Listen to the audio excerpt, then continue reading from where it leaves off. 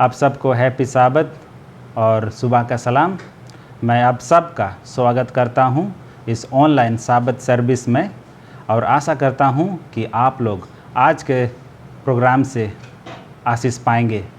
आगे बढ़ने से पहले हम एक पद पढ़ेंगे जो कि मार्कुस का किताब में पाया जाता है और हम पढ़ेंगे 11 का 24। यहाँ कहता है, इसलिए मैं तुम्हें बताता हूँ कि तुम प्रार्थना में जो कुछ मांगोगे विश्वास करो कि वह तुम्हें मिल गया है, वह तुम्हारा हो जाएगा। आइए हम दुआ करें। Holy and righteous Father in heaven, I'd like to thank you for giving us another opportunity to call upon your holy name and to thank you for all the blessings that thou has added into our lives. Father in heaven, we want to thank you for keeping us safe and sound throughout the past week and given us this Sabbath day. Father in heaven, as this time as we humbly bow down our heads and seek thy blessing, we pray that you will bless each one of us. Father in heaven, at this time, whatever we may learn from today's program, we pray that you will help us to keep those things in our mind and help us to utilize it in our day-to-day life so that we may be drawn more closer to thee. Holy Father in heaven, we are sinners, have committed many sins knowingly and unknowingly. We pray that you will forgive us of all our sins and shortcomings and you will help us to prepare for thy second coming. This short prayer we ask in the name of the Lord and the Savior Jesus Christ. Amen.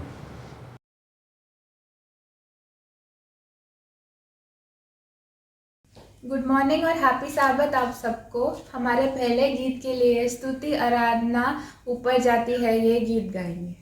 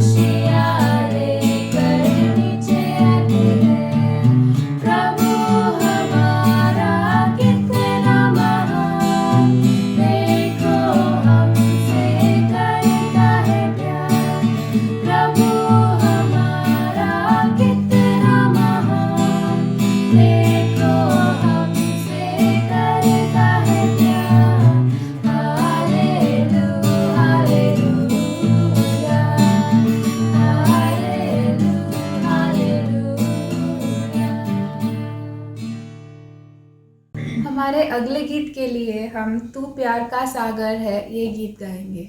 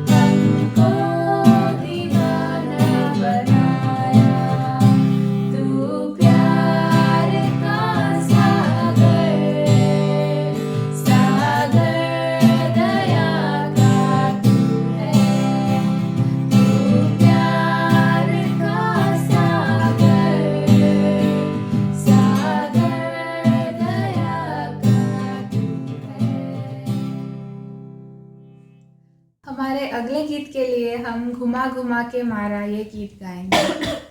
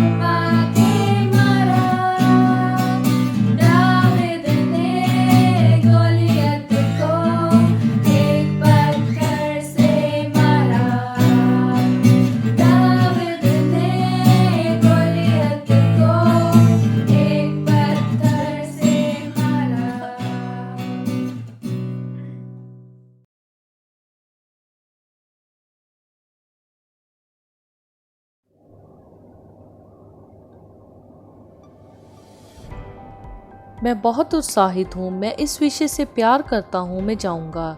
Seventh day Adventist church की एक योजना है। ये आपका हिस्सा है और इस योजना को आई विल गो कहा जाता है। इसमें हम सभी शामिल हैं। मैं जाऊँगा पूरे चर्च के लिए कुछ प्रस्ताव, स्थानीय चर्च मिशन सम्मेलन, संघ सब प्रभाव, सामान्य सम्मेलन और संस्थागत। ये एक उपकरण है जो चर्च को दुनिया भर में अगम्य लोगों को देखने के लिए भगवान की कॉल का जवाब देने में अधिक केंद्रित और प्रभावी होने में मदद करता है। अपने मिशन को पूरा करने के लिए दुनिया भर में 7वें दिन एडवेंटिस्ट चर्च के उद्देश्यों की पहचान करने के लिए अनुसंधान डेटा का उपयोग किया गया है। मैं मुख्य रूप से 3 महत्वपूर्ण क्षेत्रों पर मिशन उद्देश्य पर ध्यान केंद्रित करूंगा। मिशन आध्यात्मिक विकास और अगुवे ने सुधारण संकेतन रखे हैं या KPI जो हम ये जानते हैं कि मदद करते हैं क्या हम उद्देश्य को पूरा कर रहे हैं। आप सीधे जा सकते हैं। मैं वेबसाइट पर जाऊंगा और सभी उद्देश्यों को ढूंढूंगा और सुधारण संकेतन रख सकता हूं। ये हमें दुनिया के साथ सुसमाचार साझा करने के लिए ठोस लक्ष्य और कार्य योजनाओं देने के लिए बनाए गए थे। आप सोच रहे हैं कि मैं कैसे शामिल हो सकता हूं। अमेरिका में एक चर्च प्लांटर टिफनी वार्तालाप माइक रियान के साथ चर्च का एक नेता आई विल गो प्लान को स्थापित करने में शामिल है ताकि उसका इनपुट प्राप्त किया जा सके। सवाल ये है कि लोग कैसे शामिल हो सकते हैं। वे कैसे शामिल हो सकते। मुझे लगता है कि ये विश्व चर्च के लिए एक बड़ा हिस्सा है। चर्च के सदस्य के रूप में ये मेरे लिए कैसे शामिल होता है? ये एक महान प्रश्न है और मैं अभी आपको बता दूंगा कि उस प्रश्न का सही उत्तर कलीसिया में परिवर्तन लाएगा। उस योजना को लेने के लिए और उनके अन्य KPI को देखने के लिए। और आप जानते हैं कि भगवान हमें सभी अलग अलग उपहार देता है। आप जानते हैं कि आपके पास एक निश्चय उपहार है और मेरे पास अलग अलग उपहार है। प्रत्येक सदस्य के पास अलग अलग उपहार है। और यदि आप उस योजना को लेते हैं और अन्य और उन KPI को देखते हैं जो सुधार संकेत रखते हैं और आप बस अपने घुटनों के बल गिर जाते हैं और कहते हैं कि भगवान आप चाहते हैं कि मैं इसमें कैसे फिट हो जाऊं। ये वह जगह है जहां चर्च कहता है कि हमें जाने की ज़रूरत है, जहां अनजाने में कह रहे हैं कि मैं वहां जाना चाहता हूं। वह किसी व्यक्ति को लेने की कोई योजना नहीं है। जिसके पास ये है वह पहुंचने की योजना है, और मुझे लगता है कि ये मन में एक दृढ़ संकल्प है कि मैं कुछ करने जा रहा हूं। शायद मैं अपने जीवन में पहली बार कुछ करने जा रहा हूं, और अगर कोई व्यक्ति उसे प्रतिबद्धता को करता है और थोड़ी सी कमी पाता है, तो आप इसे पाएंगे कि आप केवल एक KPI में शामिल नहीं हैं, जल्दी अपने इनमें से कई में शामिल हो जाएंगे।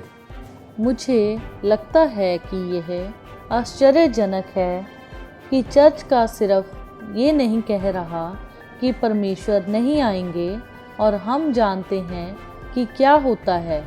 मुझे विश्वास है कि प्रभु रणनीतियों के माध्यम से हमारे माध्यम से काम करता है। वह इस बैठक का एक हिस्सा है। वह हमारे दिमाग का नेतृत्व कर रहा है, और हम क्या कर रहे हैं वह करें। जहाँ क्षेत्र कमज़ोर है, हम कहाँ बढ़ सकते हैं। मैं बहुत उत्साहित हूँ। मुझे इस विषय से प्यार है। मैं जाऊँगा। मुझे लगता है कि यह अगले 5 साल के लिए एकदम सही है। और जिन 3 महत्वपूर्ण क्षेत्र मिशन, आध्यात्मिक विकास और अगुवे पर ध्यान लगाने की जरूरत।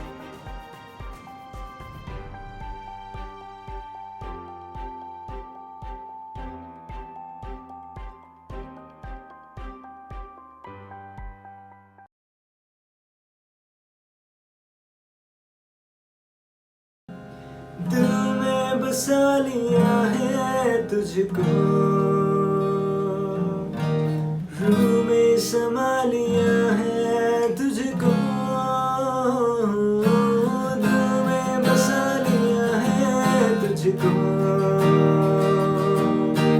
रूह में समा लिया है तुझको। तेरी तारीफ हो, तेरी तारीफ हो, तेरी तारीफ हो यीशु। तेरी तारीफ हो, तेरी तारीफ हो, तेरी तारीफ हो यीशु।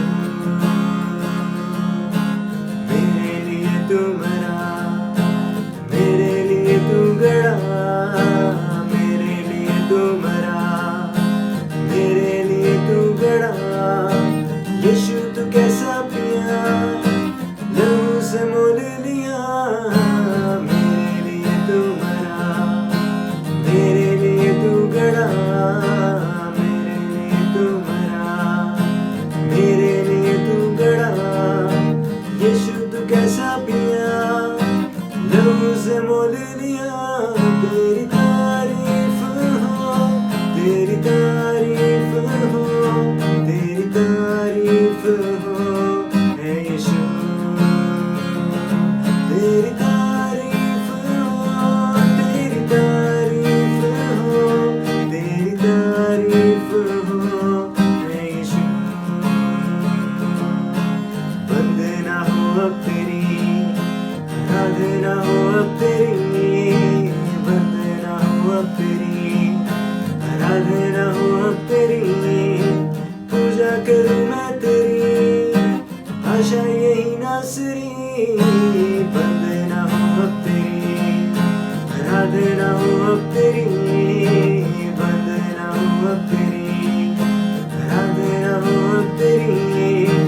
पूजा करूं मैं तेरी, आशा यही नासरी। तेरी तारीफ हो, तेरी तारीफ हो, तेरी तारीफ हो यीशु। तेरी तारीफ हो, तेरी तारीफ हो, तेरी तारीफ हो यीशु।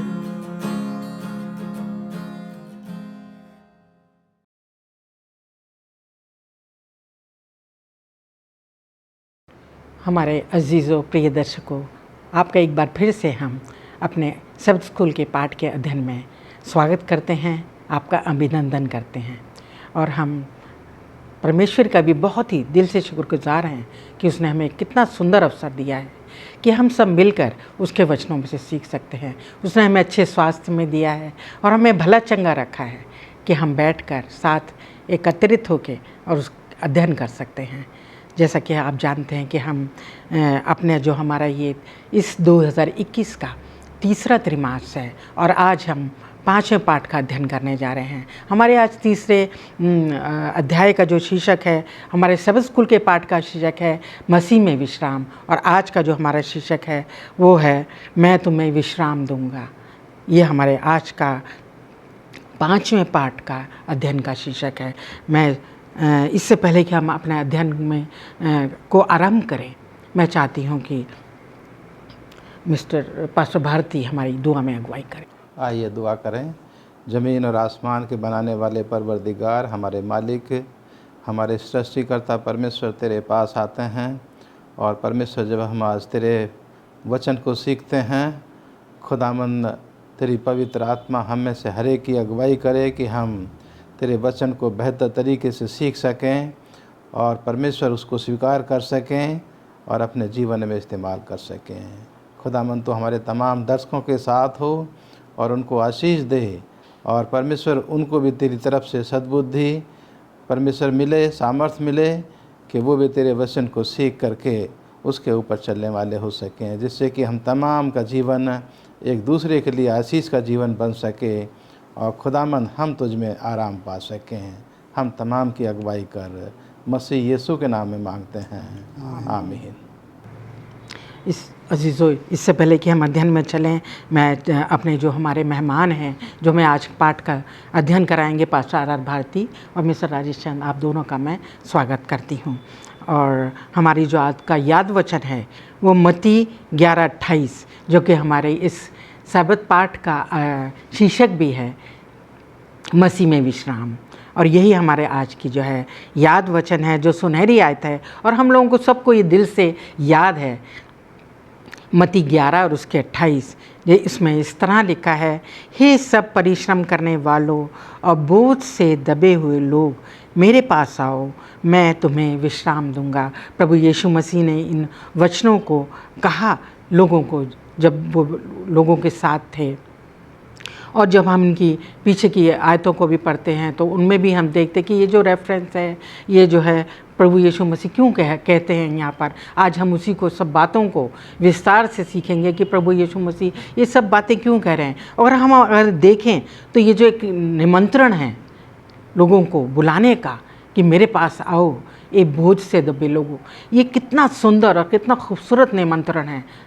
और हमें जो है ये निमंत्रण जो है प्रभु की एक अद्भुत प्रतिज्ञा है जो वो हमें देना चाह रहे हैं। अजीज़ों, हम देखते हैं कि शायद कोई भी व्यक्ति जो गुरु हो या बड़े बड़े धर्मगुरुओं का हमने सुना है, मगर कोई भी धर्म गुरु के विषय में हमने ऐसा नहीं कहा सुना होगा जिसने ये कहा होगा कि हे बोझ से दब लगो, मेरे पास आओ। जबकि हम इस दुनिया में आज देखते हैं जब पाप दुनिया में आ गया तो लोग जो हैं, व्यक्ति जो है इस दुनिया में जो है दब गया। पाप के बोझ से दबने के कारण उसकी जीवन में बहुत सी परेशानियां, दुख, तकलीफ़ और इतनी दशा जो है बहुत ही ख़राब होती चली गई, क्योंकि वो प्रभु से दूर हो गया, परमेश्वर से दूर हो गया। और उस दशा को देखते हुए प्रभु को जो है, क्योंकि प्रभु हमारा परमेश्वर, प्रभु यीशु हम सबसे बहुत प्रेम करते हैं और वो हमारी इस बोझ को जानते हैं। जब वो इस दुनिया में रहे तो उन्होंने समझा, हमारी लोगों की दशा को देखा कि कैसी दशा है, और वो नहीं चाहते कि वो उस दशा में रहें, उस दशा से उसको निकालना चाहते हैं। और वो ये निमंत्रण इसलिए दे रहे हैं इसी बात को कि यीशु मसीह क्यों उन्होंने ये आयत जो हम बाइबल में पाते हैं, ये पद पाते हैं, उन्होंने क्यों कहा, उसी सब बातों को आज हम विस्तार से हम सीखेंगे हमारे अजीज़ों के द्वारा, हमारे टीचर जो है उनके द्वारा आज सीखेंगे। आइए हम चलते हैं आज के अध्ययन में, रविवार के। और मिस्टर राजेश से मैं चाहूँगी कि वो हमारे दर्शकों को समझाएं। हमारा जो शीर्षक है मैं तुम्हें विश्राम दूंगा, ये हमारे रविवार का शीर्षक है। अब मैं चाहती हूँ आप समझाएं यीशु हमें किस तरह का विश्राम देना चाहता है। जी, धन्यवाद मिसेस भारती। आज का जो रविवार का पाठ है उसका शीर्षक मिसेस भारती ने हमें बता दिया है कि मैं तुम्हें विश्राम दूंगा। और साथ ही उन्होंने एक सवाल भी किया है कि परमेश्वर जो हैं वो कौन से विश्राम की बात यहाँ पर कर रहे हैं। तो जब हम विश्राम के बारे सोचते हैं तो पहला जो विचार हमारे मनों में आता है वो हमारे शारीरिक विश्राम का आता है। हमें शारीरिक विश्राम चाहिए होता है। जब हम थक जाते हैं तो हमें विश्राम चाहिए। तो हम शारीरिक रूप से थकते हैं, हम मानसिक रूप से भी थक जाते हैं, हम आध्यात्मिक रूप से भी थकते हैं। तो प्रभु जो है वो यहाँ पर हमें आध्यात्मिक रूप से थकने की बात बता रहा है कि यदि हम आध्यात्मिक रूप से, आत्मिक रूप से हम थक जाते हैं तब हम क्या करें। शारीरिक रूप से जब हम थकते हैं तो हम आराम करते हैं, सो जाते हैं। मानसिक रूप से भी जब हम थकते हैं तो हम आराम करते हैं, सो जाते हैं। तो उससे हमें विश्राम मिलता है। लेकिन जब हम आत्मिक रूप से थक जाते हैं तब हमें कहाँ से आराम मिलेगा। तो परमेश्वर हमें आज के पाठ में यही बताना मांग रहा है कि जब हम आत्मिक रूप से थक जाएं तो हमें क्या करना चाहिए। और जिस प्रकार से आज का जो याद वचन हमने पढ़ा है मत्ती 11 और उसका 28वां पद, तो यदि हम उसको 20 पद से और 30 पद तक पढ़ें तो वहाँ पर सारी बातें हमारे सामने बहुत अच्छे तरीके से स्पष्ट रूप से हमें पता चल जाती हैं। यीशु यहाँ बोलता है, हे सब परिश्रम करने वालों और बोझ से दबे हुए लोगों, मेरे पास आओ, मैं तुम्हें विश्राम दूंगा। तो प्रभु यहाँ पर बहुत ही साफ शब्दों में कह रहे हैं कि मेरे पास आओ, परिश्रम करने वालों और बोझ से दबे हुए लोगों। जब हम परिश्रम करते हैं तो हम थक जाते हैं। और बोझ से कब दबते हैं हम? बोझ से जब हम दबते हैं जब हम दूसरों का बोझ भी साझा करते हैं। अपना बोझ तो हमारे ऊपर होता ही है, लेकिन हम दूसरों का बोझ भी जब साझा करते हैं तो हम बोझ से दब जाते हैं। तो परमेश्वर हमें यहाँ निमंत्रण देता है और निमंत्रण के साथ साथ एक हमें आदेश भी यहाँ मिलता है। वो हमें कहता है कि मेरे पास आओ, मैं तुम्हें विश्राम दूंगा। तो जब हम निमंत्रण के बारे सोचते हैं मिसेस भारती, तो निमंत्रण जब हमें मिलता है तो एक प्रकार से हम अपने आप को उसके हवाले कर देते हैं जो हमें निमंत्रण देता है। तो यहाँ परमेश्वर जो है, प्रभु जो है, वो हमें निमंत्रण दे रहा है और हमें अपने आप को उसके सामने पूर्ण रूप से हमें समर्पित कर देना है ताकि वो हमें विश्राम दे सके। और परमेश्वर जो है वो बिना किसी कारण के कभी कुछ नहीं बोलता है। प्रभु यीशु मसीह ने बहुत सारे उदाहरण दिए हैं, वो बिना किसी कारण के वो कुछ नहीं बोलते हैं। तो प्रभु यीशु मसीह जो हैं यहाँ पर जब वो अपने चेलों से और दूसरे जो भीड़ में लोग होते हैं उनसे बातें कर रहे हैं तो वो गलील के शहरों के बारे में बातें करते हैं। और हम जानते हैं कि ये गलील के जो शहर थे, कैपरनौम और सदोम, ये जो थे ये बहुत ही दुष्ट शहर थे। और प्रभु यहाँ पर कहते हैं कि आप मेरे पास आओ, मैं तुम्हें आराम दूंगा। और ये निमंत्रण जो देते हैं, क्योंकि लोग जो होते हैं वो बहुत कुछ परमेश्वर से प्रभु यीशु मसीह सुनना चाहते हैं, लेकिन परमेश्वर जो है उनको ये सब नहीं बताते जो वो सुनना चाहते हैं। लेकिन उनको ये कहते हैं कि जिस चीज़ की उनको ज़रूरत है सुनने की, वो प्रभु यीशु मसीह उनको बताते हैं।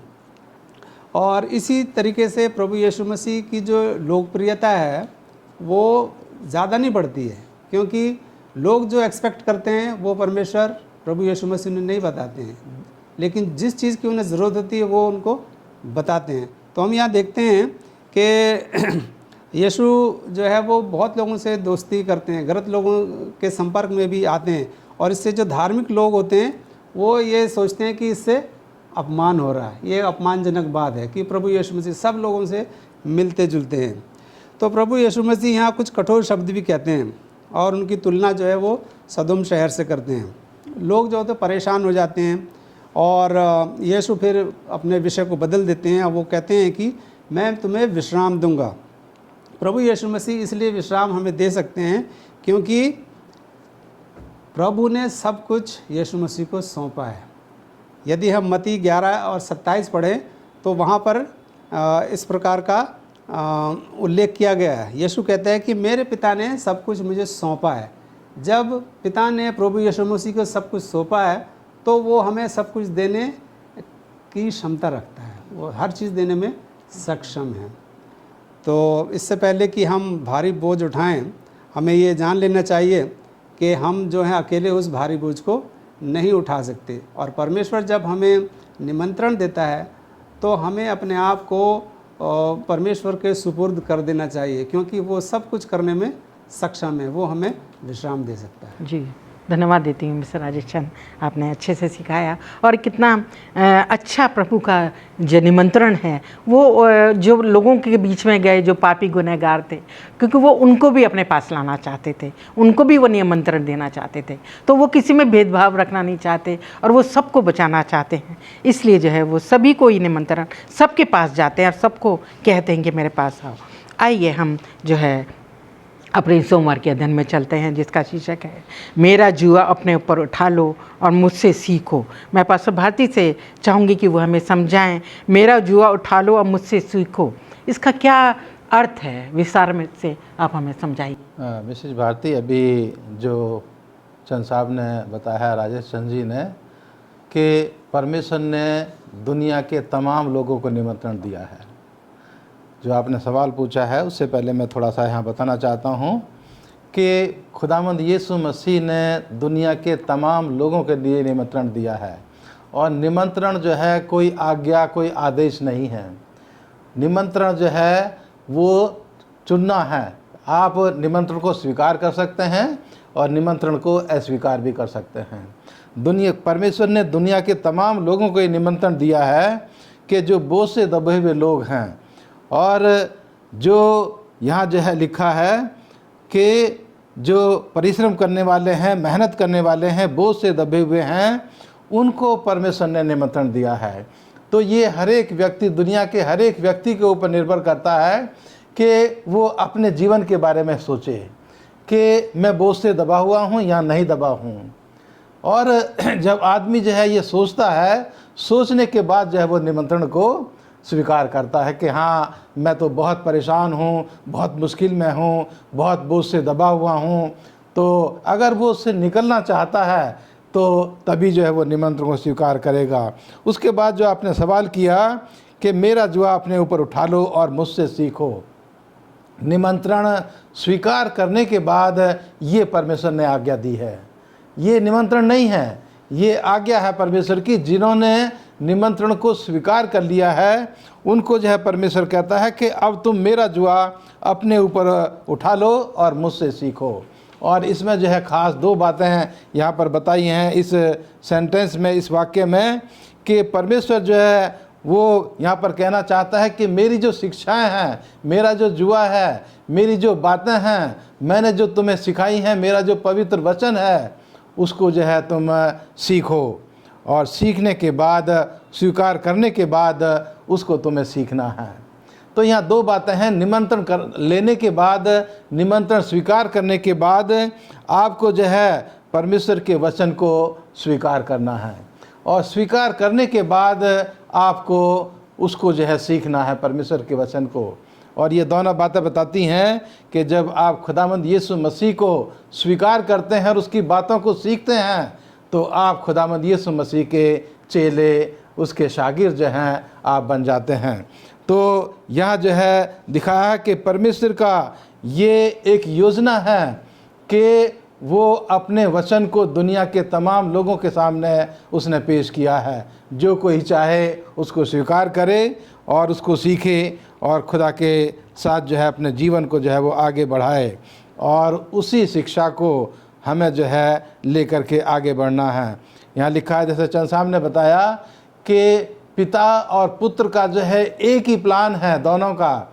वो दोनों अपने दिमाग में एक ही बात सोचते हैं कि जो दुनिया के गुनहगार पापी लोग हैं, जो बोझ से दबे हुए लोग हैं, हम उनको कैसे बचा सकते हैं। और उनको बचाने का प्लान जो है खुदावंद यीशु मसीह ने अपने जीवन को सलीब के ऊपर अपना जीवन कुर्बान करके दुनिया के तमाम लोगों के लिए निमंत्रण दे दिया कि जो कोई मेरे पीछे आना चाहे वो मेरे बोझ को, मेरे जुए को जो है अपने ऊपर उठा ले और मेरे पीछे जो है चलना शुरू करे, मुझसे सीखे और मैं उसकी मदद करूँगा कि वो मेरे वचन को समझ सकेगा और मेरे जुए को अपने ऊपर मेरी शक्ति और सामर्थ्य से वो उठा पाएगा और मेरी पवित्र आत्मा उसकी मदद करेगी सिखाने के लिए और तब वो आगे बढ़ सकेगा।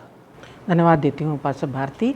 बहुत अच्छी बात है। कई समय ऐसा हमारे जीवन में आता है कि हम बहुत से हताश और निराश हो जाते हैं और हम अपने आप को उस बोझ को जो हमारे ऊपर है, आत्मिक बोझ कह लीजिए या मानसिक कह लीजिए, हम उठाने में असमर्थ होते हैं। परंतु कि प्रभु यीशु का जो निमंत्रण है, हमें चुनना है हमें कि हम उसको स्वीकार करें या ना करें, जैसा कि आपने समझाया। आइए हम जो हैं अपने अब मंगलवार के अध्ययन में चलते हैं, जिसका शीर्षक है मैं नम्र और मन में दीन हूँ। मिस्टर राजेश चंद से चाहूँगी कि वो हमारे दर्शकों को बताए हमें नम्र और दीन होने की आवश्यकता क्यों है। यीशु मसीह इसके द्वारा हमें क्या सिखाना चाहते हैं। जी, धन्यवाद मिसेस भारती आपके सवाल के लिए। इससे पहले कि मैं आगे बढ़ूं, मैं पास्टर भारती ने जो बताया उस पर थोड़ी सी टिप्पणी करना चाहता हूं, थोड़ा सा बोलना चाहता हूं कि पास्टर भारती ने बताया कि परमेश्वर जो है वो अपना जो योग जो है वो हमसे साझा करना चाहता है। तो पुराने समय में ये प्रथा थी कि जब कोई नया बैल लाया जाता था तो उसको जो पहले से अच्छा बैल, जो सधा हुआ बैल है, उसके साथ उसको जुए में जोड़ के उसको चलाया जाता था ताकि वो उससे सीख सके किधर को चलना है, कैसे चलना है। तो इसी प्रकार से परमेश्वर जो है वो अपना जो जुआ है वो हमें हमारे साथ साझा करना चाहता है ताकि हम सीख सकें और हम सही रास्ते पर चल पाएँ। तो धन्यवाद पास्टर भारती आपके इस अध्ययन के लिए। तो हम आज मंगलवार के पाठ में जाते हैं और मिसेस भारती ने यहाँ पे हमसे प्रश्न किया है कि हमें नम्र और दीन क्यों होना चाहिए। परमेश्वर जो है वो नम्र और दीन है।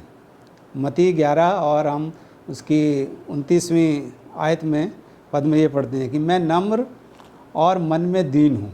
तो हमें नम्र होना है और मन में दीन होना है, क्योंकि हमें परमेश्वर के पीछे चलना है, हमें उसकी आज्ञाओं को स्वीकार करना है, हमें उसका अनुसरण करना है। तो हमें भी परमेश्वर की तरह नम्र और दीन बनना है। यदि हम नम्र और दीन हो जाते हैं तो क्या हम कमज़ोर होते हैं? यीशु मसीह जो था वो बहुत ही नम्र और दीन था। तो क्या हम इसका मतलब ये निकालें कि यीशु मसीह बहुत कमज़ोर था? हरगिज़ नहीं।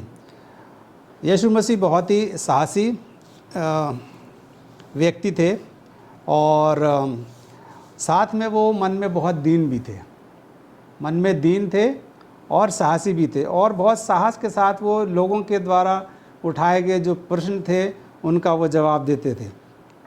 और यीशु मसीह कभी किसी के साथ झगड़ा करने या बहस करने में विश्वास नहीं करते थे। वो कभी उन्होंने किसी के साथ झगड़ा या बहस नहीं करी। वो बहुत ही दयालु थे और बहुत ही साहस के साथ वो जवाब दिया करते थे। और यीशु मसीह ने भविष्य में आने वाली जितनी भी भयानक चीज़ें थी उसके बारे में लोगों को बताया और इस प्रकार बताया कि उनके मन में बहुत दीनता थी। जब वो उन भयानक चीज़ों को बताते थे तो उनके आंखों में आंसू होते थे और उनके मन में बहुत ही दीनता होती थी। वो उन्हें डराते नहीं थे बल्कि उन्हें बहुत ही दीनता के साथ और आंखों में आंसू भर के करुणा के साथ वो भविष्य में आने वाली बातों को बताया करते थे। और हम यहाँ देखते हैं कि जो लेखक हैं वो यीशु को अक्सर मूसा के साथ उसका मिलान करते हैं या उसके रूप में देखते हैं। यीशु जैसे एक पर्वत से नीचे आता है तो वो बातचीत करता है अपने लोगों से और बहुत सारे चमत्कार भी यीशु करता है। जिस प्रकार से मरुभूमि में मूसा ने बहुत सारे चमत्कार किए थे और लोगों की बड़ी भीड़ को हम देखते हैं कि 5000 लोगों को भोजन भी कराया प्रभु यीशु मसीह ने। तो इन सारी बातों से हम भली भांति अवगत हैं, हम जानते हैं। लेकिन आज के पाठ में हमसे एक ये सवाल किया गया है कि कोमल कौन है? यीशु मसीह ज़्यादा कोमल है या मूसा ज़्यादा कोमल था? तो किसके दिल में गर्व नहीं है या घमंड नहीं है? तो निश्चित रूप से हम कह सकते हैं कि प्रभु यीशु मसीह जो हैं उनका हृदय ज़्यादा कोमल है और वो उनके मन में ऐसा कोई घमंड या गर्व नहीं है, और वो हमारे उद्धार करते हैं क्योंकि वो स्वर्ग से नीचे आए हैं। और हम ये भी देखते हैं कि मूसा ने अपने लोगों को बचाने के लिए अपने जीवन को का बलिदान करने का प्रस्ताव रखा था। लेकिन क्या हम ये कह सकते हैं कि मूसा यदि अपने जीवन का बलिदान करता तो क्या वो अपने लोगों को बचा सकता था? नहीं, क्योंकि मूसा खुद एक पापी था और मूसा को भी एक उद्धारकर्ता की ज़रूरत थी और उसके पापों को धोने के लिए एक उद्धारकर्ता की ज़रूरत थी। और हम मूसा और उसके जीवन के बारे में उसकी कहानी से सीख तो ले सकते हैं, उदाहरण के रूप में हम सीख ले सकते हैं, लेकिन वो हमें उद्धार देने के लिए सक्षम नहीं है। हमें एक उद्धारकर्ता की ज़रूरत है, उद्धारकर्ता की आवश्यकता है। और प्रभु यीशु मसीह हमारे लिए, हम जानते हैं कि उन्होंने हमारे लिए क्रूस पर अपनी जान दी और हमारे पापों से हमें मुक्ति दिलाई है। शुक्रगुजार हैं मिस्टर राजेश चंद आपका। और यीशु मसीह जो हैं बिल्कुल दीन स्वभाव का, नम्र स्वभाव का। मेरे को इतना अच्छा लगता है जब ये हम पढ़ते हैं कि ये हमें सिखाता है कि हमें भी नम्र होने की ज़रूरत है। हमें भी इसी तरह अपने लोगों में जैसे हम बातचीत करते हैं, मिलते जुलते हैं, उसी स्वभाव को हमें रखने की ज़रूरत है। और कि यही वजह थी जबकि बहुत सी भीड़ जो चाहे किसी भी उसकी रही हो, चरवाहे, गरीब लोग, सब उनके पास आ सकते थे क्योंकि वो इतने दीनता के साथ, प्रेम पूर्वक स्वभाव के साथ, दृष्टांतों के ज़रिए उनकी भाषा में जो जिससे वो समझ सके उनको सिखाते थे। तो वो आसान होता है जब हम नम्र होते हैं, दीन होते हैं। और वो कहते गए हैं भी, मत्ती में कहा है 5 अध्याय में कि धन्य है जो मन के दीन है। आइए हम जो हैं बुधवार के अध्ययन में चलते हैं जिसका शीर्षक इस तरह है, क्यों मेरा जुआ सहज और बोझ हल्का। ये शीर्षक है। और पास्टर भारती से चाहूँगी कि यहाँ यीशु मसीह क्या समझा रहे हैं कि मेरा जुआ जो है वो हल्का है, सहज है, इसका क्या मतलब है? मिसेस भारती, इस सवाल का, इसके ऊपर गौर करने से पहले मैं अपने दर्शकों को बताना चाहता हूँ कि हम खुदावंद यीशु मसीह की भूमिका को देखें कि इस समय में खुदावंद यीशु मसीह जो हैं वो तमाम तरह के लोगों से बातचीत कर रहे हैं। उसमें यहूदी भी हैं, दूसरे अन्य जाति के लोग भी हैं, और ख़ास करके यहाँ जो है जो ज़्यादा तादाद है वो यहूदी लोगों की है। और खुदावंद यीशु मसीह जो हैं ऐसे समय में उन लोगों को जो है कहते हैं कि मेरा जुआ जो है वो बहुत हल्का है, बहुत सहज है, बहुत आसान है, और मेरा बोझ जो है वो हल्का है। इस संदर्भ में अगर हम सोचें तो यहूदी लोग जो थे या यहूदी धर्म जो था या उसके मानने वाले जो लोग थे, उनके नियम कानून इतने मुश्किल थे कि लोगों को उनको उठाना बड़ा कठिन लगता था और उनके रीति रिवाजों को पूरा करना बहुत मुश्किल था। और यहाँ जो लिखा है कि अगर कोई व्यक्ति उनको पूरा करने की कोशिश करता था तो वो उनको कर ही नहीं सकता था। इतने उनके रीति रिवाज, उनकी शिक्षाएं जो है वो उनको भारी लगती थीं। इसलिए यहूदी धर्म की जो रीति रिवाज, यहूदी धर्म की जो शिक्षाएं वो लोगों के लिए बहुत भारी महसूस होती थीं। इसलिए खुदावंद यीशु मसीह जो हैं अब इस भीड़ को, जो मिली जुली भीड़ है, वो उनको कहते हैं कि मेरी शिक्षाएं जो है वो बहुत आसान हैं और मेरा जो बोझ है वो बहुत हल्का है। और इसलिए खुदावंद यीशु मसीह जो हैं यहाँ पर बताते हैं कि मेरा जुआ जो है वो तुम अपने ऊपर उठा लो क्योंकि वो बहुत आसान है। यहाँ मैं आपको बताना चाहता हूँ कि खुदावंद यीशु मसीह जो थे वो नासरत के रहने वाले थे। बढ़ई के घर में वो काम करते थे। अपने जीवन के करीब 30 साल तक उन्होंने अपने पिता की बढ़ई के काम में जो है वो मदद की और वहाँ पर जुआ बनाने का भी काम शायद होता था। और शायद उनके घर के दरवाजे पर ये लिखा हुआ भी था कि हमारा जुआ जो है वो सब तरह के लोगों के लिए, सब तरह के बैलों के लिए एक बहुत सुंदर और अच्छा जुआ है। और यहाँ खुदावंद यीशु मसीह उसी चीज़ को लोगों को जो यहाँ पर समझाना चाहते हैं कि मेरी शिक्षा जो हैं वो तुम्हें जो है वो तुम उनको ग्रहण करो क्योंकि वो बहुत अच्छी हैं और तुम्हारे उठाने से जो है वो तुम्हारी शक्ति के जो है वो अंदर हैं, तुम उनको उठा सकते हो। और परमेश्वर का नियम पालन करना भी जो है वो तुम्हारे लिए आसान है।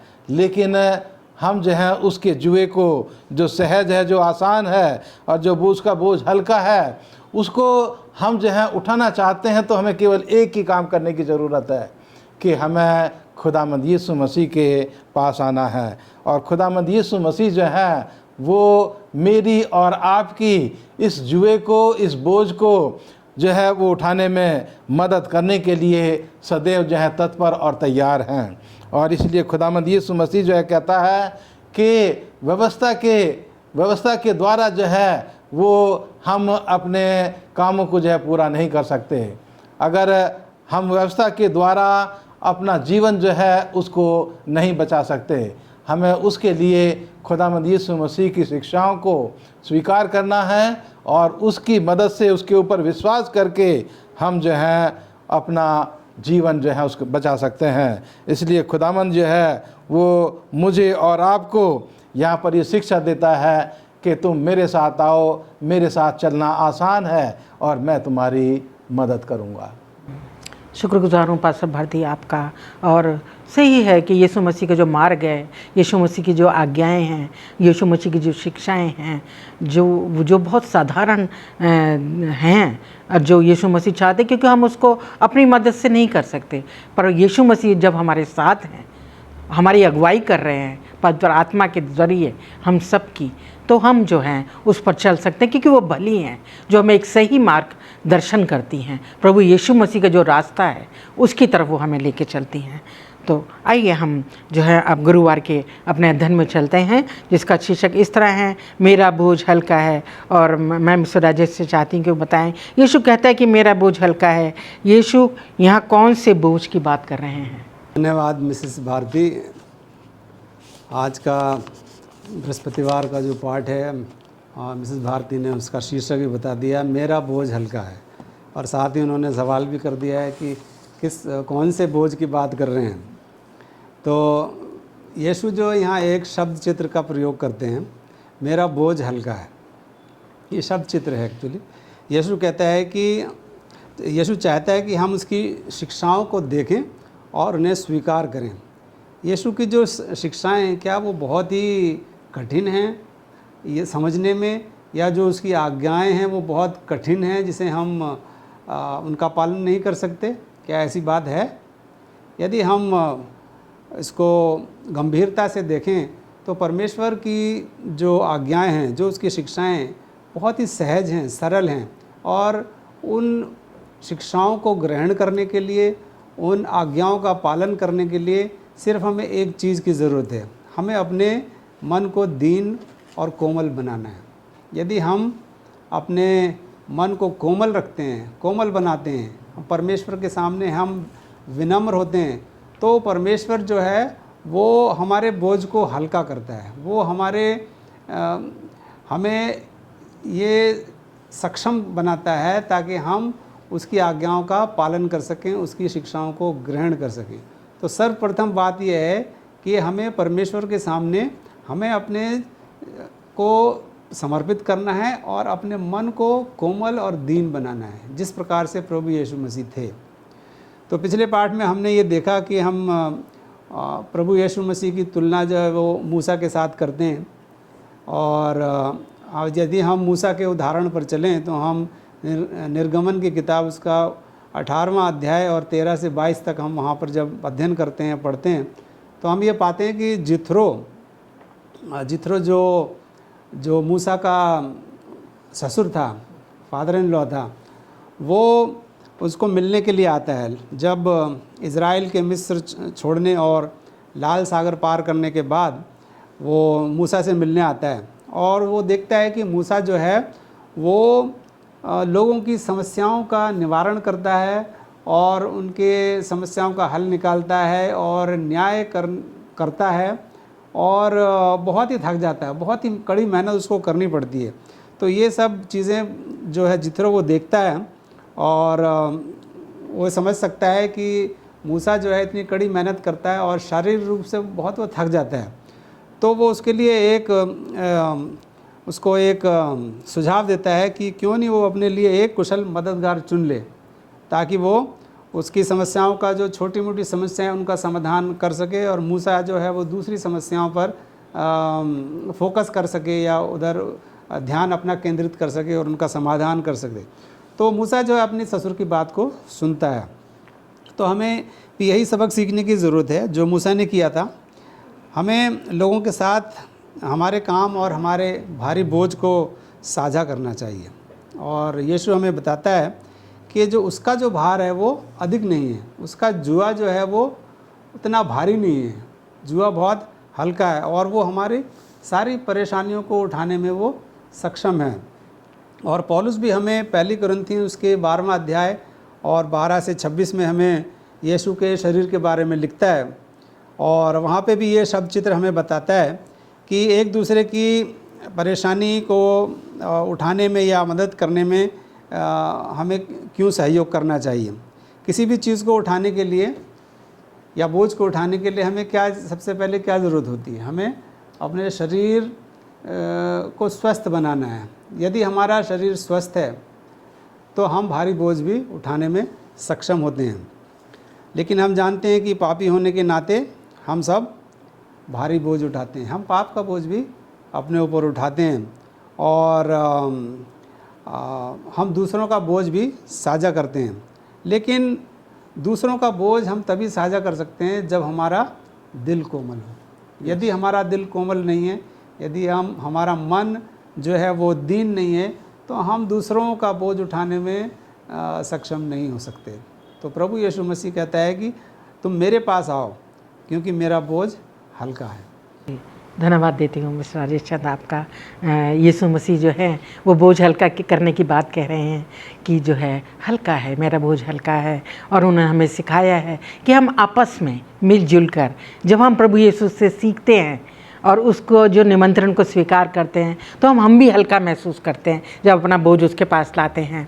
और वो चाहता है जब हम अपना बोझ हल्का करते हैं तो जो हमारे आसपास में जो लोग मित्रगण हैं उनको हम देखते हैं कि जो बोझ से दबे हैं, परेशानियां तो से दबे हुए हैं, उनकी शिक्षाओं को हम साझा करके और उस निमंत्रण को प्रभु यीशु का जो निमंत्रण है उनको सिखा के उनके बोझ को हम कम कर सकते हैं। आइए हम जो हैं शुक्रवार के अध्ययन में चलते हैं, और पास्टर भारती से चाहूँगी कि वो हमें इस बारे में सिखाएं हम यीशु की मदद पाने के लिए क्या कर सकते हैं। मिसेज भारती, ये सवाल जो है हम तमाम दर्शकों के लिए और हमारे लिए सीखने के लिए अच्छा है कि हम यीशु की मदद पाने के लिए क्या कर सकते हैं।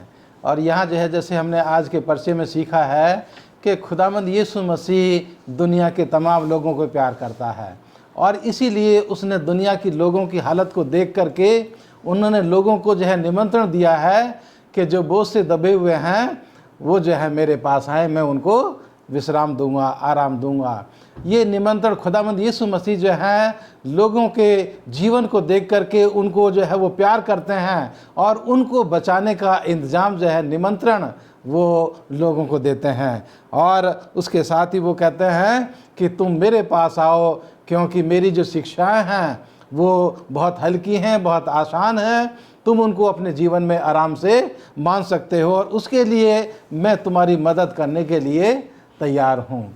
तो जो प्यार से जो काम किया जाता है, जो खुदावंद यीशु मसीह ने किया, कि यीशु मसीह की शिक्षाएं जो देखने में जो है आसान लगती हैं लेकिन वो मुश्किल भी हैं।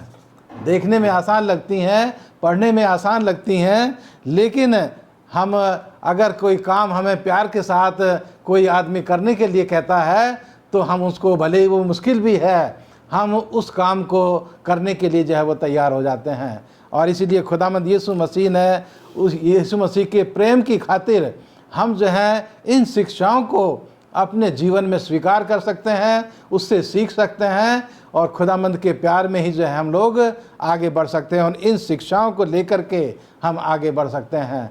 तो खुदावंद के यीशु मसीह का प्यार ही है जो मुझे और आपको कायल करता है, जो मुझे और आपकी जो है मदद करता है कि हम खुदा के पास चलें, यीशु मसीह के पास चलें, और वो हमारी और हमारे तमाम लोगों की, हमारे तमाम दर्शकों की मदद करने के लिए तैयार है। लेकिन उसके लिए ज़रूरी है कि हम अपने जीवन के बारे में सोचें कि क्या हम बोझ से दबे हैं, क्या हमें जो है विश्राम की ज़रूरत है।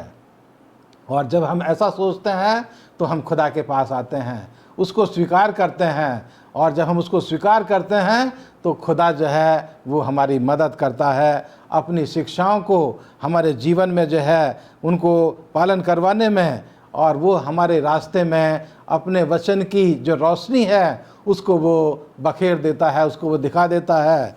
और उस रोशनी में, उस सफ़र में, उस रास्ते में जहाँ पर रोशनी है, हम आराम से जो अपने सफ़र को कर सकते हैं, क्योंकि खुदावंद यीशु मसीह जो है वो स्वयं कहते हैं कि मैं रोशनी हूँ, मैं उजाला हूँ। परमेश्वर का वचन जो है वो अपने आप में इस बात का दावा करता है कि मैं, जो भजन संहिता और 119 की 105 में लिखा है कि मेरा वचन जो है तुम्हारे रास्ते के लिए उजिया दीपक की तरह और रास्ते के लिए वो उजियाले की तरह काम करता है। तो खुदावंद यीशु मसीह जो है खुद प्रकाश हैं, खुद उजाला हैं, और जब हम उनके पास आते हैं तो अपने ज़िंदगी के सफ़र को हम उजाले में होकर के अपने जीवन को जो है हम आगे उसकी मदद से बढ़ा सकते हैं। तो परमेश्वर मेरी और आपकी और उन तमाम लोगों की जो यीशु मसीह के पास आते हैं उनकी मदद करने के लिए हमेशा तैयार रहता है। लेकिन बस एक ही चीज़ है कि हमें खुदावंद यीशु मसीह को, उसके जीवन को हमें स्वीकार करना है। शुक्रगुजार हैं पास्टर भारती आपका इतने अच्छे संदेश के लिए जो आपने दिया कि प्रभु यीशु जो हैं हमारे लिए एक ज्योति हैं, और उसने हमें भी जो है जब हम उसके निमंत्रण को स्वीकार करते हैं तो और उसके पथ पे चलते हैं तो हम भी एक ज्योति का कार्य करते हैं। मैं शुक्रगुजार हूँ पास्टर भारती आपका, इतने अच्छे संदेश जो आपने हमें आज सिखाई, शिक्षा दी। मिस्टर राजेश चंद आपका भी मैं शुक्रगुजार हूँ कि आपने बहुत अच्छे ढंग से हमारे दर्शक हैं उनको सिखाया। प्रभु यीशु मसीह का जो ये निमंत्रण है अजीज़ों, हम लोग जानते हैं, हम लोग अपनी जब बाइबल को पढ़ते हैं तो हमारे लिए कितना हमारे बोझ को हल्का करता है कि इतना अच्छा निमंत्रण वो चाहता है कि हम भी दीन बने, हम भी विनम्र स्वभाव अपने जीवन में लाएं, और जो प्रभु के कलाम को पढ़कर और प्रभु की बातों को, शिक्षाओं को हम जब सीख कर जो है एक पथ पर, जो एक भला पथ है, जो हम एक उद्धार के मार्ग पे ले चलता है, क्योंकि यीशु मसीह जो है हमारे लिए एक ज्योति का कार्य कर रहे हैं, एक उद्धार का कार्य कर रहे हैं, हमारे मार्ग पथ प्रदर्शक हैं। तो हम लोग जो हैं जब इन सब चीज़ों को स्वीकार करते हैं, उन सब चीज़ों को हम पाकर अपने बोझ को हल्का करते हैं, और ये हमारा कर्तव्य बन जाता है कि जो हमसे लोग, जो लोग हमारे साथ मिलते जुलते हैं, हमारे ऐसा अड़ोसी पड़ोसी, हमारे नाते रिश्तेदार, जो दिन को देखते हैं हम कि जो बोझ से दबे हैं, परेशानियों में हैं, उनके साथ प्रभु यीशु मसीह के इन सीख को, इन शिक्षाओं को साझा करके उनको प्रभु यीशु मसीह के पास ला सकते हैं, और वो जो निमंत्रण है उनको भी दे सकते हैं, ताकि वो भी जो है प्रभु यीशु मसीह के पास आएँ और अपने को दीन बनाते हुए, उन बातों को सीखते हुए, अपने जीवन में लेते हुए, उस ज्योति में आते हुए प्रभु यीशु के उद्धार के मार्ग पर वो भी चल सकते हैं। तो ये जो चीज़ें हमें अपने लोगों के साथ साझा करनी है प्रिय दर्शकों, और जो जिससे कि बहुत से लोग जो है उस यीशु मसीह का जो उद्धार है जो उसने हमें दिया है उसको हम पा सकें। इसी वचनों के साथ मैं अपने आज के अध्ययन को ख़त्म करना चाहती हूँ, और मैं आशा करती हूँ कि आपको आज का जो अध्ययन हमें बहुत शांतिदायक रहा होगा, बहुत सुखदायक रहा होगा। परमेश्वर आप सबको आशीष दे। और मैं चाहती हूँ जो हम ख़त्म करें इस अध्ययन को, मिस्टर राजेश चंद हम सब के लिए प्रार्थना में अगुवाई करें। आइए हम प्रार्थना करते हैं। हमारे सर्वशक्तिमान परमेश्वर, हम आपका बहुत बहुत धन्यवाद करते हैं इस सुबह के लिए जो आपने हमें दी, और इस समय के लिए जो आपने हमें दिया कि हम यहाँ आकर सब स्कूल पाठ का अध्ययन कर पाए प्रभु। और जैसे कि आज हमने सीखा है कि आप हमें विश्राम देना चाहते हैं प्रभु। हम जानते हैं कि संसार में हमारे ऊपर बहुत सारे बोझ हैं, हम शारीरिक रूप से बोझ उठाते हैं, मानसिक रूप से और आत्मिक रूप से बोझ उठाते हैं प्रभु, लेकिन हम आपके उस निमंत्रण को आज स्वीकार करते हैं प्रभु, और हम अपने आप को आपके चरणों में समर्पित करते हैं प्रभु। हम अपने मनों को कोमल और दीन बनाना चाहते हैं प्रभु। आप हमारे मनों को दीन बनाएं, हमारे मनों को कोमल बनाएं, ताकि हम आपकी शिक्षाओं को स्वीकार कर सकें, उन्हें ग्रहण कर सकें और एक अच्छे रास्ते पर हम चल सकें। प्रभु हम सबों को प्रभु आप सक्षम बनाएं, हमें सामर्थ्य और शक्ति दें ताकि हम शैतान के हर एक फंदे से दूर रह सकें और हम आपके सेवा में अग्रसर हो सकें। प्रभु जितने भी दर्शक हमारे साथ जुड़ते हैं प्रभु उन सबको आप आशीष दें, उनके परिवारों में आशीष दें और हम सबको सामर्थ्य और शक्ति दें ताकि हम एक अच्छा जीवन व्यतीत कर सकें। हम सबको आपके सुपुर्द करते हैं प्रभु, दिन भर हमारे साथ हों और इस सबत के जो क्षण हैं उन सबको हम पवित्र और पाक रख पाएँ। प्रभु हम सबको आपके हवाले करते हैं, हमें आशीष दे और अपने नए और आने वाले समय के लिए हमें तैयार करें। प्रभु ये छोटी विनती प्रभु यीशु मसीह के नाम से मांगते हैं, दया से सुने और ग्रहण करें। आमीन। आमीन। Thank you.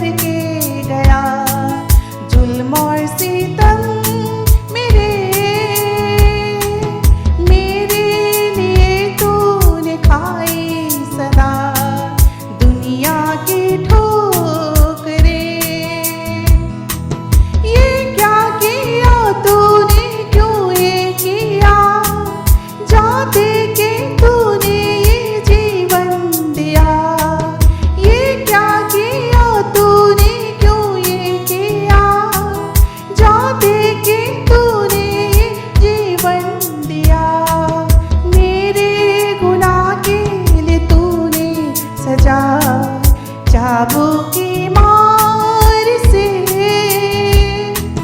कुछ ना दिया मैंने, कुछ ना दिया, बदले में प्यार के,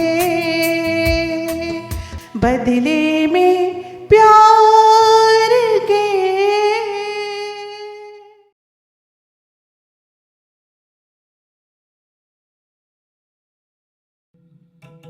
परमेश्वर को सबसे पहले रखना मुश्किल हो सकता है। इस वीडियो में हम देखेंगे कि हम रूथ से क्या सीख सकते हैं, जो आज हमारे जीवन में परमेश्वर को प्रथम स्थान देने में हमारी मदद करेगा। अब रूथ पैदा हुई तब वो इजरायली नहीं थी। वह एक मोआबी के रूप में पली बड़ी और शायद मोआबियों के मछली देवता चेमोश की पूजा करती थी।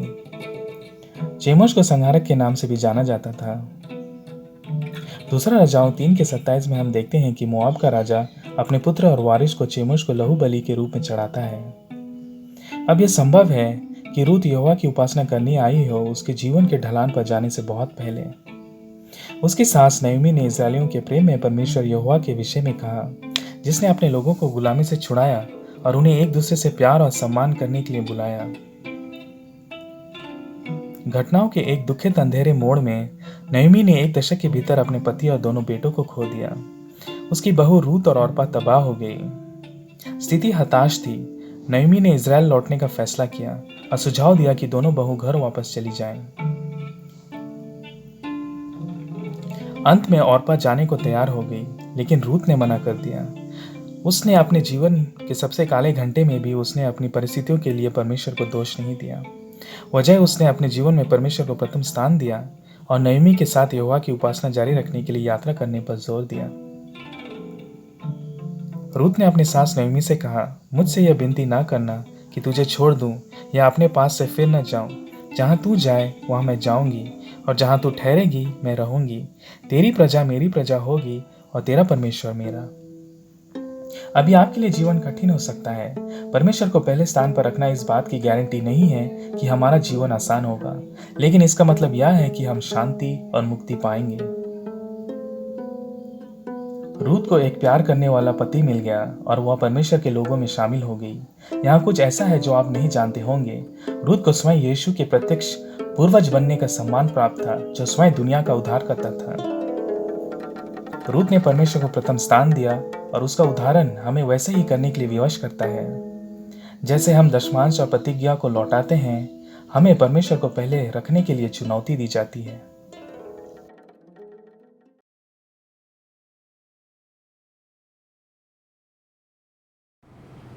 आइए, इससे पहले कि हम आज के संदेश में जाएं, हम अपनी आंखों को बंद करें और परमेश्वर से सहायता प्राप्त करें। आइए हम प्रार्थना करें। स्वर्गीय पिता परमेश्वर, धन्यवाद देते हैं आज की पवित्र शब्द के लिए और आज की पवित्र संगति के लिए। प्रभु, मैं आपका हृदय से धन्यवाद देता हूं कि आज आपने मुझे चुना है कि मैं आज आपका वचन जो है अपने भाई बहनों के साथ साझा कर सकूं। प्रभु, मैं अपने आप को आपके हाथ में सौंपता हूं। अपनी पवित्र आत्मा के द्वारा मुझे उपयोग करें, जैसे कि आज का वचन प्रभु हम सबों के लिए एक बहुत बड़ी आशीष का कारण बने। प्रभु यीशु मसीह के नाम से मांगता हूँ, आमीन। परमेश्वर पिता का धन्यवाद देते हैं कि परमेश्वर ने हम सबों को एक और मौका दिया है, ये सुअवसर प्रदान किया है कि हम सब जो है आज के इस पवित्र सब्त में कई जगह पर जो है हमारे चर्चेस खुले हैं, कई जगह जो है हम अपने अपने घरों में बैठकर जो है परमेश्वर की आराधना और स्तुति कर रहे हैं। पर आज के इस सुंदर अवसर के लिए हम परमेश्वर का धन्यवाद देते हैं। परमेश्वर का वचन कहता है कि जहाँ भी मेरे नाम से 2 या 3 इकट्ठा होते हैं, मैं उनके बीच में हाजिर होता हूँ। चाहे हम अपनी कलीसिया में हो, चाहे हम अपने घरों में हो, चाहे हम किसी भी स्थान पे क्यों ना हो, परमेश्वर की उपस्थिति और पवित्र आत्मा की उपस्थिति जो है वो हम सब के मध्य में वास करती है। और ये समय लेकर मैं आप सभी का जो है, जो आज के जूम के माध्यम से, आज के यूट्यूब के माध्यम से, आज के इस पवित्र सब्त में परमेश्वर के वचन को सुन रहे हैं, मैं आप सभी का जो है तहे दिल से स्वागत करता हूं, अभिनंदन करता हूं। और मैं आपको आशा दिलाता हूं कि आज जब हम परमेश्वर की आराधना कर रहे हैं, परमेश्वर अपने वचनों के द्वारा हम सबों को जो है वो आशीषित करेंगे। मैं आपको जो है 1966 में लेकर जाना चाहता हूँ। बताया जाता है 1966 की बात है और रॉकेट जेमिनी 6 जो है उसको जो है उड़ान भरने के लिए वो सारी तैयारियां जो है वो की जा चुकी थी। और हम देखते हैं कि वो साल आ गया, वो महीना आ गया, वो दिन आ गया और वो समय भी जो है वो आ गया और पूरा विश्व जो है केप कैनेडी की तरफ जो है वो आंख उठाकर जो है वो टकटकी लगाकर जो है वो देख रहा था। और हम देखते हैं कि रात का समय है और केप कैनेडी को जो है वो लाइटों से जो है पूरी तरीके से जो है वो सजा दिया गया है। और हम देखते हैं कि बताया जाता है कि कुछ ही समय के बाद जो है रॉकेट जेमिनी 6 को जो है वो उड़ान भरनी थी। और हम यहाँ पर देखते हैं कि सिर्फ 3 सेकंड बाकी थे इससे पहले कि जो है वो रॉकेट जेमिनी 6 जो है उड़ान भरता। हम देखते हैं कि उनके जो वैज्ञानिक थे उन्होंने जो है अपना कंप्यूटर जो है वो बंद कर दिया। और हम यहाँ पर देखते हैं कि जब उन्होंने कंप्यूटर बंद कर दिया तो एक बहुत बड़ी निराशा जो है उन तमाम वैज्ञानिकों को जिन्होंने जो है कितनी गहनता से जो है इसका अध्ययन किया था, मेहनत किया था और उस दिन का इंतज़ार किया था कि इस दिन जो है क्या होगा कि रॉकेट जेमिनी 6 जो है वो उड़ान भरेगा।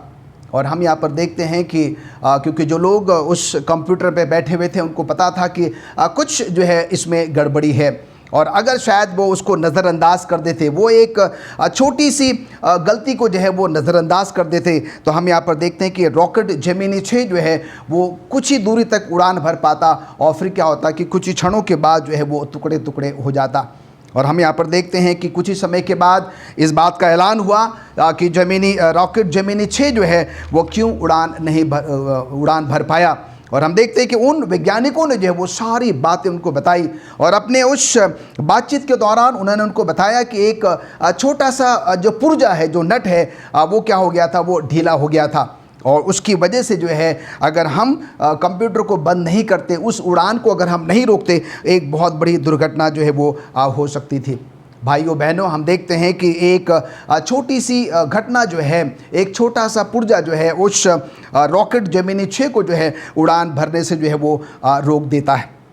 भाइयों और बहनों, उसी प्रकार से हम सब के सब जो है वो अनंत काल के लिए जो है वो उड़ान भर रहे हैं, हम उसकी जो है वो तैयारी कर रहे हैं। क्या हमने कभी सोचा है, क्या हमने कभी कल्पना करी है कि हमारी एक छोटी सी त्रुटि के कारण, छोटी सी गलती के कारण जो है हम क्या हो सकते हैं, हमेशा हमेशा के लिए नष्ट हो सकते हैं, हमेशा हमेशा के लिए हम बर्बाद हो सकते हैं और उस स्वर्गीय घर में जाने से क्या हो सकते हैं, हम वंचित हो सकते हैं। भाइयों बहनों, मैं आपसे निवेदन करता हूं कि आइए हम सब जो है इस पर मनन करें, इस पर चिंतन करें, इस पर विचार करें, क्योंकि हम जानते हैं कि यदि मनुष्य जो है एक छोटी सी त्रुटि से जो है अगर उस स्वर्गीय घर में जाने से वंचित हो जाएगा तो उसका इतना लंबा सफ़र, इतना लंबा मसीह जीवन जो है वो पूरा की पूरा जो है वो व्यर्थ हो जाएगा। एक मनुष्य होने के नाते हम देखते हैं कि जब वो उस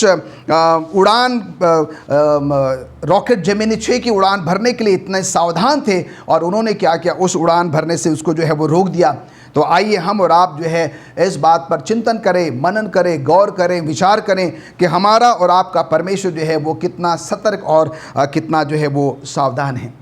आज के इस पवित्र दिन में, आज के इस संदेश को जिसका विषय है क्या परमेश्वर सावधान है, हम थोड़ा समय जो है वो परमेश्वर के उन चरित्रों को लेकर जो है वो मनन करेंगे, चिंतन करेंगे, अध्ययन करेंगे और इससे जो है हम एक बहुत ही बड़ा जो संदेश है, सबक है, वो अपने जीवनों में जो है हम व्यक्तिगत रूप से, पारिवारिक रूप से और कलीसियाई रूप से जो है वो लेने की हम कोशिश करेंगे। आइए मैं आपको जो है वो अदन की वाटिका में लेकर जाना चाहता हूँ। हम सब जो है परमेश्वर के उस सृष्टि को जानते हैं और परमेश्वर ने जो है आदम और हवा को क्या है कि अपने स्वरूप में, अपनी समानता में बनाया और हम देखते हैं कि उनको जो है उस अदन की वाटिका में रख दिया। समय बीतता चला गया और सब कुछ बहुत बहुत ही अच्छा था। हर उस सुनहरी ठंडी शाम को जो है प्रत्येक दिन परमेश्वर जो है आदम और हवा से मिलने आया करता था। वो सारी बातें जो हैं हम बाइबल में पढ़ते हैं और हम सब जो है वो जानते हैं। और हम ये भी जानते हैं कि परमेश्वर ने जो है उन्हें उस अदन की वाटिका के मध्य में जो है एक ऐसा वृक्ष था, एक ऐसा पेड़ था और उसके फल को खाने से परमेश्वर ने क्या किया था, उनको मना किया था। और हम देखते हैं कि क्योंकि हम सब कहानी को जानते हैं तो मैं कहानी की ज़्यादा गहराई में नहीं जाऊंगा। और हम देखते हैं कि आदम और हवा ने जो है क्या किया, उस फल का जो है वो सेवन किया जिसको कि परमेश्वर ने खाने से मना किया था। और वो समय आ गया, हम देखते हैं कि स्वर्गदूत के द्वारा जो है आदम और हवा को क्या हो गया, उस अदन की वाटिका से, उस अदन के बगीचे से जो है वो हमेशा हमेशा के लिए जो है वो निकाल दिया। जो बाइबल का ज्ञान रखते हैं वो लोग ये बताते हैं कि जब आदम और हवा को जो है स्वर्गदूत उस अदन की वाटिका से जो है वो जो बाहर निकाल रहे थे, वो बाहर जाना नहीं चाहते थे। वो इस बात को समझ गए कि हमने जो है बहुत बड़ी गलती करी है, हमने जो है वो परमेश्वर की आज्ञा का उल्लंघन किया। और बताया जाता है कि वो रो रो कर जो है वो रोने लगे, फूट फूट कर जो है वो रोने लगे। क्यों? क्योंकि वो अदन की वाटिका से बाहर जाना नहीं चाहते थे। भाइयों बहनों, हम देखते हैं कि एक छोटी सी गलती जो है, एक छोटी सी गलती के प्रति वो सावधान नहीं थे। उनको लग रहा था शायद कि अगर हम इस पेड़ के फल को खा लेंगे तो क्या होगा। और हम यहाँ पर देखते हैं कि उस छोटी सी गलती के कारण जो है, क्योंकि वो सावधान नहीं थे, उनको जो है उस अदन की वाटिका में से जो है वो निकाल दिया। दूसरा कैरेक्टर, दूसरा चरित्र जो है, हम दूसरे सामुएल की पुस्तक उसका 6वां अध्याय और उसके 1 आयत से लेकर 11 आयत तक हम जो है पाते हैं। यहाँ पर जो है उज़ा की जो है वो कहानी है। और हम यहाँ पर देखते हैं कि उज़ा जो है, उज़ा और उसका भाई जो है उसके पिता के अबीनादाब के कहने पर जो है उनके घर से जो है वो वाचा का संदूक लेकर जो है एक नए बैलगाड़ी में जो है क्या करते हैं, वो लोग निकलते हैं। और हम यहाँ पर देखते हैं कि कुछ दूर रास्ता तय करने के बाद हम देखते हैं कि जो बैल है उनका पैर जो है वो किसी चट्टान या किसी पत्थर पर जो है वो टकरा जाता है और ये बैल जो है वो लड़खड़ा जाते हैं, बैलगाड़ी जो है वो लड़खड़ा जाती है। और हम यहाँ पर देखते हैं कि जो उज़ा है, जो कि अपने भाई के साथ उस बैल को हाँक रहा था, वो लेकर जा रहा था, उसको शायद ऐसा लगा कि ये वाचा का जो संदूक है वो क्या हो जाएगा कि वो गिर जाएगा। और तुरंत हम देखते हैं कि वो आगे बढ़ता है और उस वाचा के संदूक को जो है वो सहारा देने की कोशिश करता है, जिससे कि क्या है कि वो ना गिरे। हम यहाँ पर देखते हैं कि बाइबल हमको ये बताती है, यहाँ पर जो है उस वाचा के संदूक को जो है छूने के लिए जो है सख्त मना किया गया था। और हम देखते हैं कि उज़ा ने जो है क्या किया, वो बात नहीं मानी और उज़ा ने क्या किया, उस वाचा के संदूक को जो है गिरने से बचाने के लिए जो है वो सहारा देने की जो है वो कोशिश करी। और उसका जो हश्र हम देखते हैं क्या होता है कि वो क्या हो जाता है कि परमेश्वर जो है बहुत ही दुखी हो जाता है और परमेश्वर जो है उसको क्या कर देता है कि वहीं के वहीं जो है वो मार देता है। कहने का मतलब ये है भाइयों बहनों, कई बार हम ये सोचते हैं कि शायद हमारे ऐसा करने से जो है वो परमेश्वर क्या होगा, खुश होगा। यहाँ पर परमेश्वर का साफ साफ निर्देश था कि कोई भी जो है उस पवित्र वाचा के संदूक को जो है वो हाथ नहीं लगाएगा। पर हम यहाँ पर देखते हैं कि उज़ा ने जो है उसको गिरने से बचाने की कोशिश करी। कई बार हम ये सोचते हैं कि भाई कुछ हम ऐसा कर रहे हैं जिससे कि शायद परमेश्वर खुश होगा, हमारे अधिकारीगण खुश होंगे, हमारे पास्टर्स खुश होंगे, हमारे परिवार के लोग जो है वो खुश होंगे। पर हम यहाँ पर देखते हैं कि ये कहानी हमको बताती है, अगर हमें किसी बात के लिए मना किया गया है तो हमें जो है उस काम को अंजाम नहीं देना है, नहीं तो परमेश्वर जो है हमसे बहुत ही ज़्यादा नाराज़ होता है, बहुत ही ज़्यादा जो है वो दुखी होता है। एक और चरित्र हम लेंगे, अगर हम उत्पत्ति उसका 4था अध्याय पढ़ें तो यहाँ पर हम देखते हैं कि कैन और हाबिल की जो है हम यहाँ पर कहानी देखते हैं। और हम देखते हैं कि परमेश्वर ने जो है कैन और हाबिल को जो है एक विशेष प्रकार का बलिदान चढ़ाने के लिए जो है वो कहा था। हम देखते हैं कि जो कैन है वो माली है, जो कि बगीचे की जो है वो देखभाल करता है और अपने बगीचे में उसने नाना प्रकार के फूल पौधे जो है वो लगा रखे थे। फल के उसके बगीचे में जो है बहुत सारे अन्य अन्य प्रकार के जो है वो फल भी जो है वो देखे जा सकते थे या पाए जा सकते थे। और हम यहाँ पर देखते हैं कि जो हाबिल है वो एक चरवाहा था और भेड़ बकरियों को जो है वो चराया करता था। हम देखते हैं कि जैसे मैंने आपको बताया कि परमेश्वर ने जो है कैन और हाबिल को एक विशेष प्रकार का बलिदान चढ़ाने के लिए कहा था और वो समय आ गया। और हम देखते हैं कि परमेश्वर की आज्ञा के अनुसार हाबिल जो है एक मेमना लेकर आता है और प्रभु को क्या करता है, वो चढ़ाता है। और उसके बाद हम देखते हैं कि जो कैन है वो क्या करता है, अपने उस बगीचे का जो है एक अच्छा सा फल लेकर आता है और उसको जो है वो बलिदान करके जो है वो चढ़ाता है। कहानी फिर हम सबों को पता है कि परमेश्वर ने जो है वो हाबिल के उस बलिदान को जो है वो क्या किया, स्वीकार किया, क्योंकि हाबिल ने जो है परमेश्वर के वचन के अनुसार, परमेश्वर के निर्देश के अनुसार क्या किया था, उस बलिदान को जो है वो चढ़ाया था। पर हम देखते हैं कि कैन ने क्या किया, परमेश्वर के उस निर्देशों को जो है वो नज़रअंदाज किया, उस पर शायद गौर नहीं किया। शायद कैन ये सोच रहा था कि मेरे पास जो है, जो मेरे बगीचे में जो अच्छा सा फल है, और मैं उसको अगर अर्पित करूँगा, बलिदान करके चढ़ाऊँगा, तो परमेश्वर जो है क्या होगा, बहुत खुश होगा। इब्रानियों 9:22 में लिखता है कि बिना लहू बहाए क्षमा नहीं मिल सकती। यहाँ पर हम देखते हैं कि ये बलिदान जो है उस प्रभु यीशु मसीह के बलिदान को जो है वो दर्शा रहा था। और हम देखते हैं कि बिना लहू बहाए जो है वो हमें और आपको क्या हो सकती, क्षमा बिल्कुल भी नहीं मिल सकती है। और इसीलिए जो है हम देखते हैं कि हाबिल ने क्या किया, उस मेमनू को बलि करके जो है चढ़ाया, लहू जो है वो बहाया गया उसके क्षमा के लिए। पर यहाँ पर देखते हैं कि जो कैन है उसने क्या किया, अपने फलों को जो है वो अर्पित किया, बलिदान चढ़ाया, और परमेश्वर ने जो है उसके बलिदान को जो है अस्वीकार किया, उसको स्वीकार नहीं किया। और हम देखते हैं कि एक छोटी सी गलती से कारण क्या हो गया, उसका बलिदान जो है वो अस्वीकार जो है वो कर दिया। भाइयों बहनों, कई बार हम जो है अपनी इच्छाओं को जो है वो पूरा करने की कोशिश करते हैं।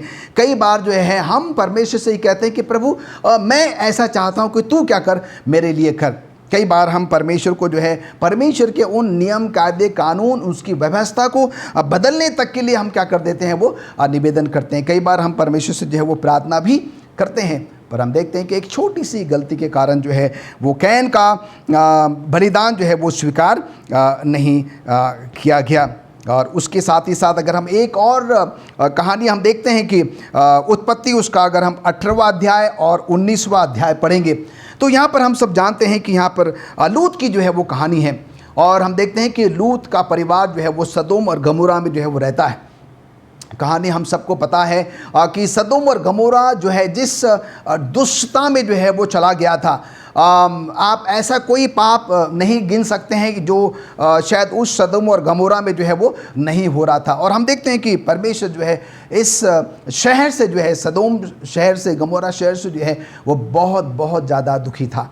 और हम यहाँ पर देखते हैं कि परमेश्वर ने जो है वो समय नियुक्त किया कि वो क्या करे, इस दुष्ट शहर को जो है, सदोम और गमोरा को क्या करे, वो नाश कर दे। पर हम यहाँ पर देखते हैं कि परमेश्वर का एक ऐसा परिवार था जो कि लूत का परिवार था, परमेश्वर का परिवार था। और हम देखते हैं कि परमेश्वर जो है अपने परिवार को क्या करता था, क्या करना चाहता था, बचाना चाहता था। और इसलिए हम देखते हैं कि परमेश्वर ने क्या किया, अपने स्वर्गदूत को भेजकर जो है लूत को और लूत के परिवार को ये कहा कि बहुत शीघ्र जो है परमेश्वर इस सदोम और गमोरा को क्या करने वाला है, नष्ट करने वाला है, आग और गंधक से जो है वो तबाह करने वाला है, बर्बाद करने वाला है। और तुम क्या करो, मेरे साथ जो है इस शहर से जो है वो बाहर निकल जाओ। और हम यहाँ पर देखते हैं कि लूत ने जो है उसकी बात मान ली, उसकी वाइफ ने भी, उसके परिवार वालों ने भी जो है वो बात मान ली।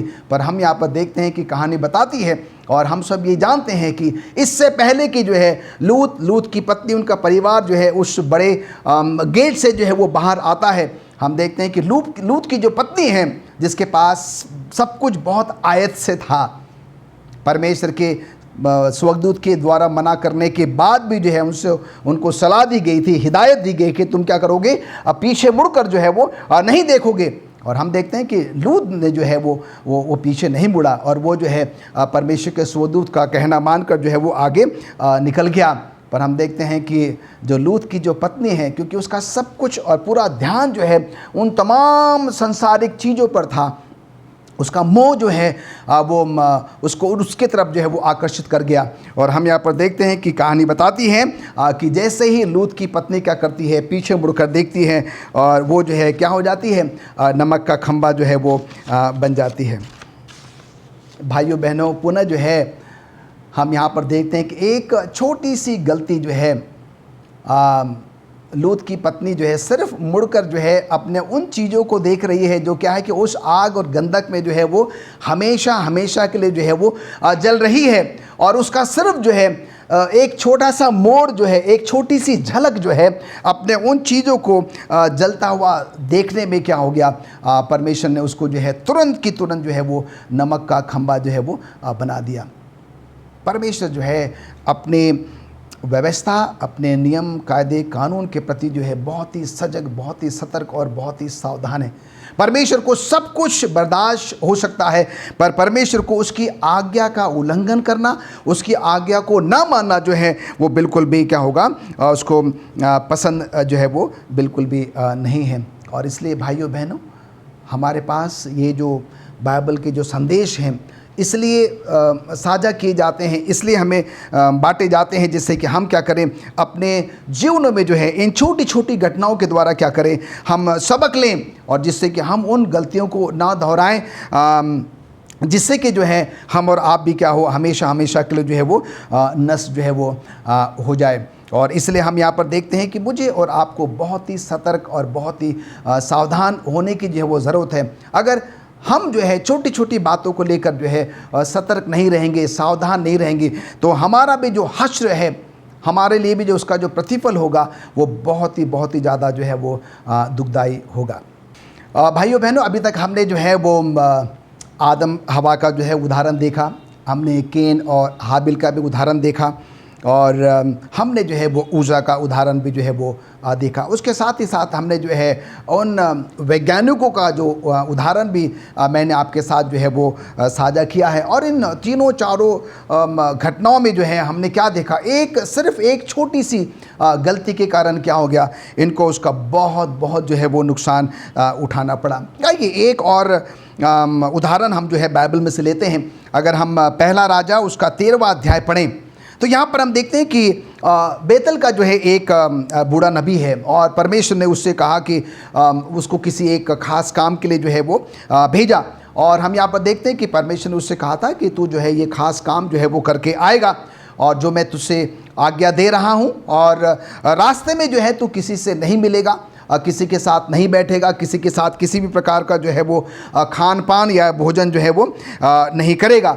और हम यहाँ पर देखते हैं कि इस नबी ने कहा कि परमेश्वर ठीक है, और हम देखते हैं कि वो अपनी यात्रा पे वो जो काम परमेश्वर ने उनको जो है वो दिया था, और वो क्या करता है, उस काम के लिए जो है वो निकल जाता है। और हम यहाँ पर देखते हैं कि जब वो अपना काम करके वापस लौट रहा होता है तो उसी रास्ते पे जो है एक और भविष्यवक्ता, एक और नबी जो है वो मिलता है, और वो उससे कहता है कि परमेश्वर के दूत ने जो है मुझे तेरे पास भेजा है, और कि मैं तुझे क्या करूं, भोजन जो है वो खिलाऊं।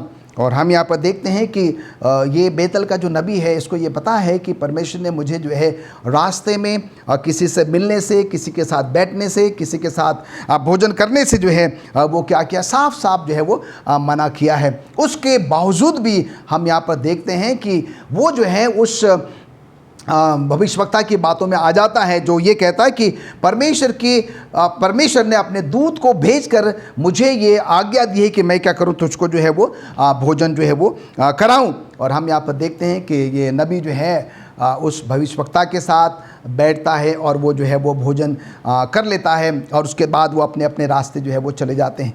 और बताया जाता है कि ये नबी, जिसको कि परमेश्वर ने किसी के साथ भोजन करने से मना किया था, और जब ये अपने घर के रास्ते पर होता है, और हम देखते हैं कि रास्ते में उस घने जंगल में जो है वो शेर का शिकार हो जाता है। शेर उसको जो है पूरी तरीके से फाड़ कर जो है वो खा जाता है। हम यहाँ पर देखते हैं कि इस घटना के द्वारा भी जो है कई बार हमें ये प्रतीत होता है कि अंत के दिनों में ऐसे लोग जो हैं, शायद वो ऊपरी तौर से जो है वो साधु संत दिखाई देते हैं, बाइबल के ज्ञानी दिखाई देते हैं, अपने आप को शायद भविष्यवक्ता कहते हैं, अपने आप को शायद अलग अलग नाम जो है वो दे सकते हैं। और कई बार हम क्या कर देते हैं कि उनकी बातों में जो है वो आ जाते हैं। हम परमेश्वर के उन आज्ञाओं को, उन निर्देशों को जो है जो कि परमेश्वर ने हमें दी है, हम उसको क्या कर देते हैं, उसका उल्लंघन कर देते हैं, और हम ऐसे लोगों की बातों में जो है वो आ जाते हैं, और उनका कहना जो है हम क्या कर लेते हैं, मान लेते हैं। और उसके बाद जो हम देखते हैं कि उसका जो हश्र है, उसका जो प्रतिफल है, वो बहुत ही ज़्यादा जो है वो ख़राब होता है। जैसे कि अभी हमने यहाँ पर देखा कि बेतल का जो बूढ़ा नबी था, एक भविष्यवक्ता के साथ बातचीत कर रहा है, और वो कहता है कि परमेश्वर ने अपने दूत भेजकर मुझे कहा है कि मैं तुझे क्या करूं, भोजन करवाऊं। और कई बार जो है हम देखते हैं कि शैतान जो है अलग अलग बहरूपिया बनकर, भेष बदल कर जो है वो क्या करता है कि हमारे सामने आता है। अगर हम परमेश्वर के वचन में प्रगाढ़ नहीं है, हमारी जड़ें जो हैं वो मजबूत नहीं हैं, स्थिर नहीं हैं, अगर हमें परमेश्वर के उन वचनों का जो है वो ज्ञान नहीं है, तो बड़े आसानी से जो है वो कोई भी हमें आकर क्या कर सकता है, वो भरमा सकता है। और इसलिए अजीज़ों, भाइयों, बहनों, हमें इस अंत के दिनों में जिसका वर्णन हम मत्ती 24 में पाते हैं, हमें बहुत ही सतर्क और बहुत ही सावधान होने की जो है वो ज़रूरत है। आज के इस परिवेश में, आज के इस आधुनिक युग में हम देखते हैं कि जगह जगह जो है नई नई कलीसियाएँ जो है वो खड़ी हो जाती है। नए नए प्रकार के जो है वो जो पासबान हैं, जो कि अपने आप को परमेश्वर का भेजा हुआ दूत, परमेश्वर का भेजा हुआ भविष्यवक्ता, परमेश्वर के द्वारा भेजा हुआ पासबान या पादरी या पास्टर जो है वो कहते हैं। पर हम यहाँ पर देखते हैं कि जब वो सुसमाचार प्रचार करते हैं, जब वो परमेश्वर के वचन में से बोलते हैं, तो हम देखते हैं कि कई बार ऐसा देखा गया कि वे जो है सिर्फ़ और सिर्फ जो है वो अपनी ही बड़ाई, अपनी ही तारीफ़, अपनी ही वो सारी जो विशेषताएं हैं वो क्या करते हैं, लोगों के सामने जो है वो परोसते हैं। बनिस्बत की इसके बजाय जो है उनको क्या करना चाहिए कि परमेश्वर के वचन को जो है वो पेश करना चाहिए, और वैसे कि वैसे ही जो है पेश करना चाहिए जैसे कि परमेश्वर के वचन में क्या है लिखा हुआ है। और हम यहाँ पर देखते हैं कि बाइबल हमको ये बताती है कि किसी भी व्यक्ति को चाहे वो कोई भी क्यों न हो, हम देखते हैं कि अगर हम परमेश्वर के वचन में पढ़ेंगे तो हमें ये सलाह दी जाती है कि हम परमेश्वर के वचन में से ना तो एक बिंदु जोड़ सकते हैं और ना ही हम एक बिंदु जो है उसमें से क्या कर सकते हैं, निकाल सकते हैं। और अगर हम ऐसा करते हैं तो हम यहाँ पर देखते हैं कि परमेश्वर हमसे बहुत बहुत जो है वो नाराज़ होता है कि हम क्या कर रहे हैं कि परमेश्वर के वचनों को जो है वो गलत तरीके से जो है वो पेश कर रहे हैं। अगर हम नीति वचन उसका 14 अध्याय उसके 12वें पद को अगर हम पढ़ते हैं तो यहाँ पर लिखता है कि ऐसा मार्ग जो मनुष्य को ठीक दिखाई देता है, परंतु उसके अंत में मृत्यु ही मिलती है। जैसा अभी मैंने आपको बताया कि बेतेल का जो नबी था, भविष्यवक्ता था, और एक दूसरा भविष्यवक्ता जो है उससे मिलता है, उसको ये कहता है कि भाई परमेश्वर ने अपने दूत को भेजकर जो है क्या किया है, मुझे कहा है कि मैं तुझे क्या कराऊं, भोजन कराऊं। तो हम देखते हैं कि उसको जो है वो उसकी बातों में आ जाता है, वो उसको ठीक पहचान नहीं पाता है और वो क्या करता है, उसके साथ जो है वो भोजन कर लेता है।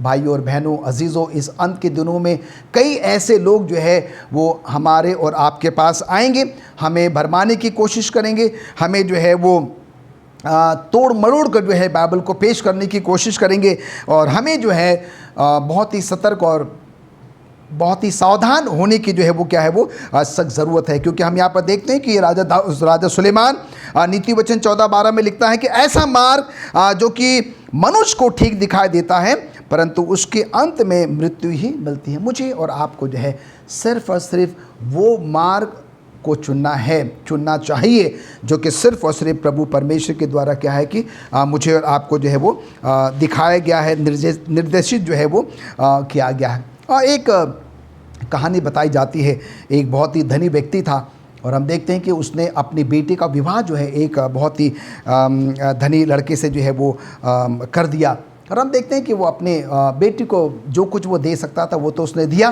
पर अंत में जो है उसने अपने बेटी से जो है ये भी वादा किया था कि बेटी मैं तुझे क्या करूँगा, एक घर भी दूंगा। और हम देखते हैं कि वो समय बीता चला गया और एक समय ऐसा आया और इस धनी व्यक्ति ने जो है अपने दामाद को बुलाया और उससे कहा कि भाई मैं चाहता हूँ कि तू क्या कर, एक बहुत ही सुंदर जो है वो घर तैयार कर। और हम देखते हैं कि वो सारा पैसा जो है सब कुछ जो ड्राइंग है, नक्शा है, सब कुछ जो है वो दामाद को जो है वो दे दिया जाता है और दामाद जो है वो क्या करता है, उस घर को जो है वो तैयार करना शुरू कर देता है। और उस दौरान जो है जब वो घर को बना रहा है, घर को तैयार कर रहा है, और हम यहाँ पर देखते हैं क्योंकि उसके ससुर ने जो है बहुत पैसा जो है इस घर को बनाने के लिए दिया था, और इस दामाद के मन में क्या हो जाता है, लालच आ जाता है, और फिर वो क्या करता है, उस सुंदर से घर बनाने में जो मटेरियल जो है वो इस्तेमाल किया जाना था अच्छे से अच्छा, महंगे से महंगा जो है जो मटेरियल जो है, चाहे वो ईंटा हो, रेती हो, गिट्टी हो, जो कुछ भी, सीमेंट हो, हम देखते हैं कि जो चाहे वो लोहे की छड़ें हों, जो कुछ भी जो है एक सुंदर से घर बनाने के लिए इस्तेमाल किया जाता है। और हम देखते हैं कि ससुर ने कहा था कि पैसे की कोई मतलब जो है वो कमी नहीं होगी, जितना भी पैसा लग सकता है तुम क्या करो, इस घर को जो है वो तैयार करो। जैसे कि मैंने आपको बताया कि दामाद के मन में जो है वो लालच आ जाता है, और उसने फिर क्या किया, कुछ समय तक तो अच्छा मटेरियल लगाया, और उसके बाद जो है वो कचरा मटेरियल जो है वो ख़राब मटेरियल जो है उसने क्या किया, लगाना जो है वो शुरू कर दिया, और उन पैसों को जो है वो बचा कर जो है वो अपने लिए रखना शुरू कर दिया। समय बीता, हम यहाँ पर देखते हैं कि कहानी बताती है कि वो सुंदर सा घर जो है वो तैयार हो गया, और तैयार होने के बाद जो दामाद जी हैं वो चाबी जो है अपने ससुर को ले जाकर देते हैं कि पापा ये घर तैयार हो गया है और ये उसकी जो है वो चाबी है। एक हफ्ता, एक महीना बीत जाता है, और हम देखते हैं कि एक अच्छा सा सु अवसर देखकर जो है पापा अपनी बेटी को और अपने दामाद को जो है वो बुलाते हैं, और बुलाने के बाद हम यहाँ पर देखते हैं कि वो जो घर की जो चाबी है जिसको उन्होंने अपने दामाद, स्वयं दामाद के द्वारा जो है वो बनाने के लिए कहा था, हम देखते हैं कि वो कहते हैं कि बेटा ये चाबी जो है मैं तुमको देना चाहता हूँ, जैसे कि मैंने जो है तुमसे प्रतिज्ञा करी थी कि मैं तुम्हें एक घर भी दूंगा, और ये घर जो है स्वयं दामाद ने जो है वो बनाया है। और उनको बहुत खुशी थी क्योंकि ये दामाद ने जो है घर बनाया है, तो ये घर जो है बहुत ही मजबूत जो है वो बना होगा। और हम यहाँ पर देखते हैं कि चाबी दे दी जाती है, और ये कपल जो है, ये जोड़ा जो है उस घर में जो है वो रहना शुरू कर देता है। एक हफ्ता, एक महीना, 1 साल, 2 साल, और हम देखते हैं क्योंकि मटेरियल जो है वो उतना अच्छा जो है वो नहीं लगाया गया था, और समय जो है वो बीतता चला गया, और कुछ ही सालों के बाद हम देखते हैं कि वो दीवारों में जो है वो दरारें आनी जो है वो शुरू हो गई, नीचे की जो फर्श है वो जो है तड़कना जो है वो शुरू हो गया, पानी जो है वो टपकना जो है वो शुरू हो गया, और बहुत सारी ऐसी चीज़ें थी जो कि उस घर में देखी जा सकती थी। और ये सारी बातें जो है वो ये दर्शा रही थी, दिखा रही थी कि ये घर जो है वो अच्छे मटेरियल से जो है वो नहीं बनाया गया, उसका जो अनुपात है, उसका जो रेशियो है, जो मटेरियल को मिलाकर बनाना चाहिए था वो सब नहीं किया गया, और इसलिए क्या है कि ये कुछ ही समय के बाद ये घर क्या हो जाएगा, वो टूट जाएगा। और हम यहाँ पर देखते हैं कि जब ससुर को जो है बेटी के पापा को ये बात पता लगती है, वो आते हैं, जब देखते हैं तो उन्होंने अपने दामाद से पूछा कि ऐसा कैसे हो गया। दामाद को ये बिल्कुल भी विश्वास नहीं था, आशा नहीं थी कि वो घर जो है ससुर क्या है कि शायद हमें ही दे देंगे, पर हम देखते हैं कि एक छोटी सी गलती, छोटा सा लालच जो है उसने क्या किया, उसको उस अच्छे से घर को क्या कर दिया, तबाह कर दिया, नष्ट कर दिया, बर्बाद कर दिया। उसके साथ ही साथ दामाद और ससुर के बीच का जो विश्वास था, पति पत्नी के बीच का जो विश्वास था, हम यहाँ पर देखते हैं क्या हो गया, वो जो है वो भंग हो गया।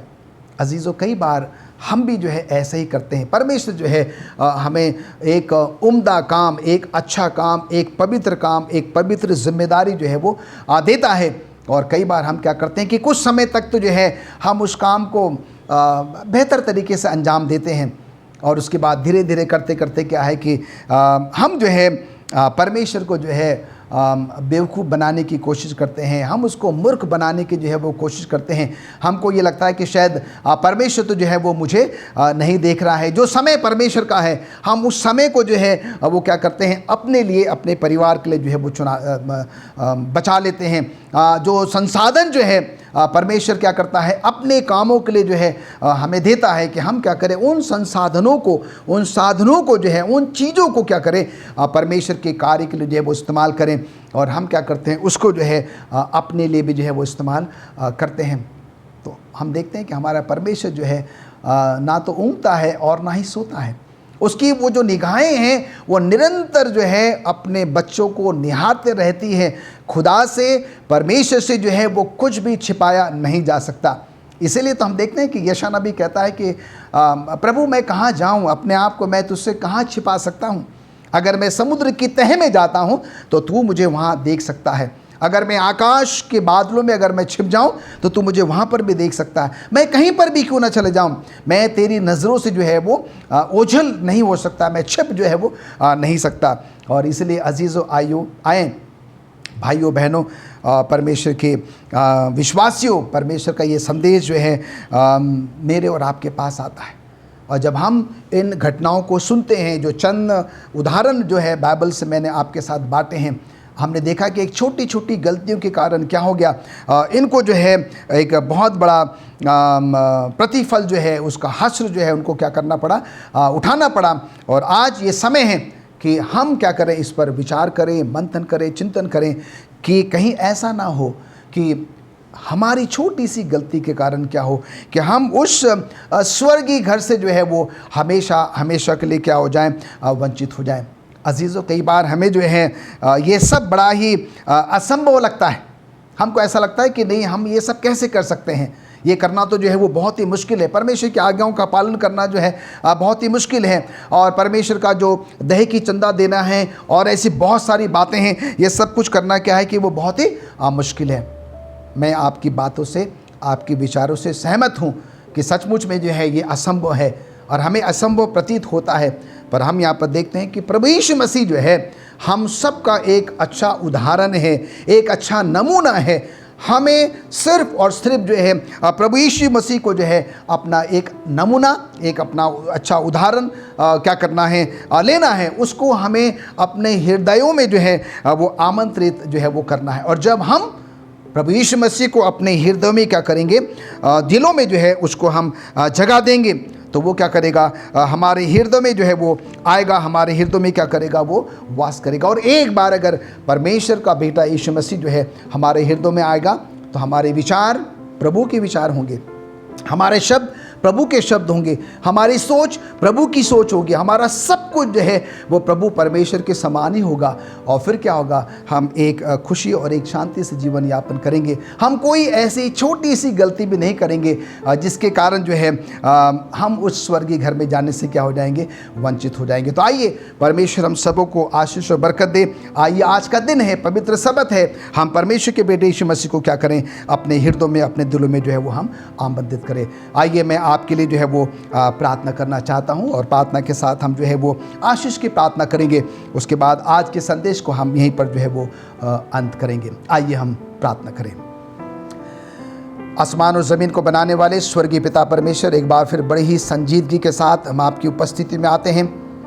धन्यवादित हैं आज के पवित्र शब्द के लिए, आज की पवित्र संगति के लिए, उस सुअवसर के लिए प्रभु जो आपने हमें दिया है कि हम जहाँ कहीं भी संभव हो सकता है, चाहे हम कलीसिया में हो, चाहे हम अपने अपने घरों में हो, चाहे हम किसी भी स्थान पे हो, प्रभु हमने आज आपकी आराधना करी है, आपके वचनों को सुना है। आपका पवित्र शास्त्र कहता है, जहाँ पर 2 या 3 मेरे नाम से इकट्ठा होते हैं, मैं उनके बीच में उपस्थित होता हूँ। प्रभु, आज हमने आपकी उपस्थिति को, आपकी पवित्र आत्मा की उपस्थिति को अनुभव किया है। प्रभु, आज के वचन के लिए हम धन्यवादित हैं। प्रभु, धन्यवादित हैं उन चरित्रों के लिए जिसके द्वारा आज हम अपने आप में एक बहुत बड़ा सुधार लाना चाहते हैं। प्रभु, हम कोई भी ऐसी छोटी सी छोटी गलती नहीं करना चाहते जिसके द्वारा हम उस स्वर्गीय घर में प्रवेश करने से हमेशा हमेशा के लिए वंचित हो जाएं। प्रभु, आज हमने आपके वचनों को सुना है। हमारे लिए ये प्रभु ये कठिन हो सकता है, पर आपके द्वारा प्रभु हम इसमें विजय हासिल करना चाहते हैं। हमारा विश्वास है कि प्रभु आप हमारी मदद करेंगे। हम जितने भी जूम के माध्यम से, यूट्यूब के माध्यम से या किसी और माध्यम से प्रभु आज हमने आपके वचनों को सुना है, हमें ऐसी तौफीक दे कि प्रभु हम सिर्फ आपके वचनों को सुनने वाले नहीं, पर उस पर चलने वाले बन सकें। हम जानते प्रभु कि आपके बेटे यीशु मसीह की आमद बहुत नज़दीक है, वो बहुत ही शीघ्र आने वाला है। प्रभु, हम आपसे विनती करते हैं कि हमें ऐसी बुद्धि और समझ से परिपूर्ण करें कि हम अपने आप को तैयार करें, औरों को तैयार करें कि जब वो आए एक बहुत बड़ी संख्या में प्रभु हम आपके बेटे यीशु मसीह के साथ उस स्वर्गीय घर में प्रवेश कर सकें। धन्यवाद देते हैं कि आपने हमारी प्रार्थना को सुना है। प्रभु यीशु मसीह के नाम से मांगते हैं, आमीन। और अब परमेश्वर पिता का प्रेम, प्रभु यीशु मसीह का अनुग्रह, पवित्र आत्मा की सहभागिता हम सब विश्वासियों के साथ अब से लेकर हमेशा तक बनी रहे, आमीन।